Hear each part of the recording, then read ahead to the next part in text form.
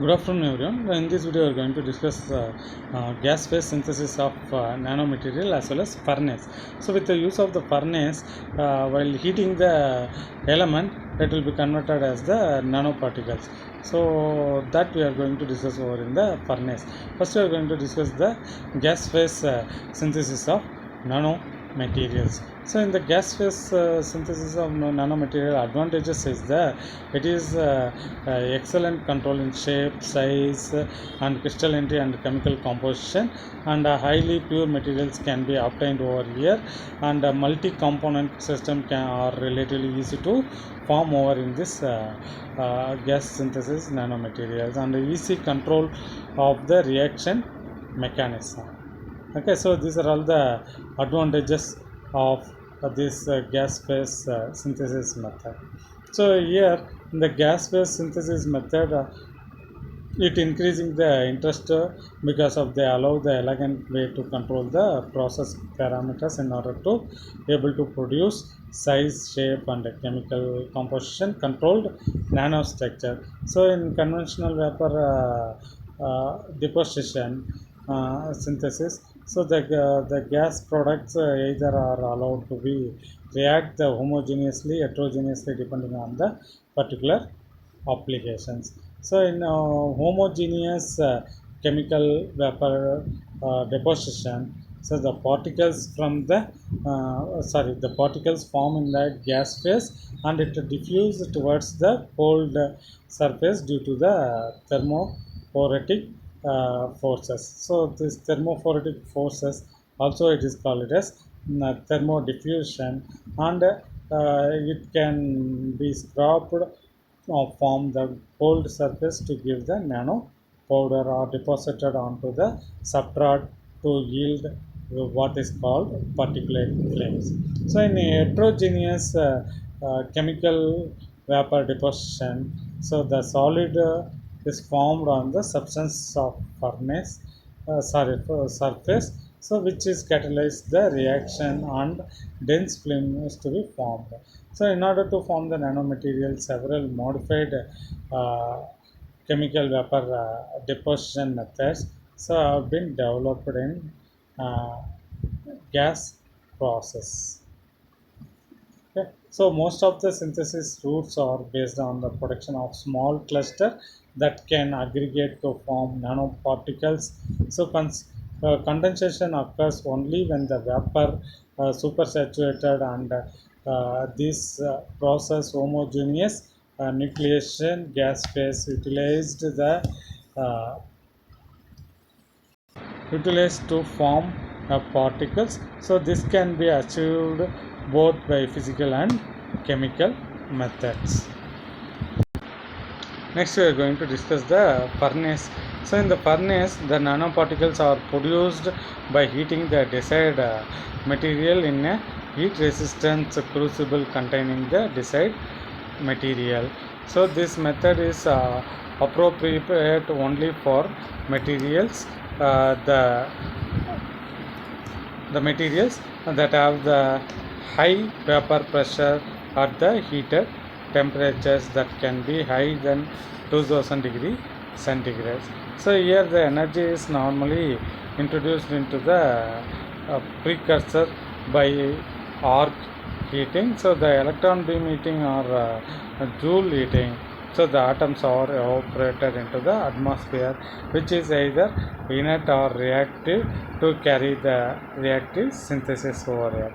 So the materials with very low vapor pressure have to be fed into the furnace in the form of suitable precursor such as organometallics, so which decomposes in the furnace to produce the condensable material. That hot atoms of the evaporated matter lost energy by collision with atoms of the cold gas and undergo condensation into a small cluster via the homogeneous nucleation. In case compound being synthesized, these precursors react the gas phase form a compound with the material separately injected in the reaction chamber. The clusters would continue to grow if they remain in the supersaturated region.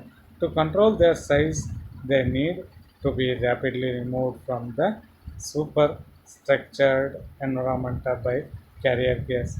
The cluster size and its distributions are controlled by only three parameters. Okay, so that three parameters we are going to discuss later. So in the furnace, so normally the material will be heated, so it will be evaporated. Then while evaporated, the cluster is formed. Then that while cooling that, it will be converted into the nanoparticles. Simplest manner we are going to say about the furnace method like this. So once the component are going to heat it up, once the material will be heated, it will be converted into evaporated. Evaporation takes place, so that it will be converted into cluster. So the after cooling that cluster, it will be converted into the nanoparticles. So those nanoparticles will going to collect by the cold plate. Okay, so this is the process that takes place in the furnace over here. So in this furnace, so the heat distribution, it can be controlled by the three parameters.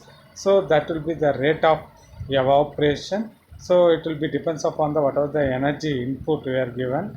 So the rate of condensation, that is the energy removal, and the rate of gas flow. So that will be the cluster removal. So depends upon these the uh, depends upon this cluster size and distribution is to be controlled over here.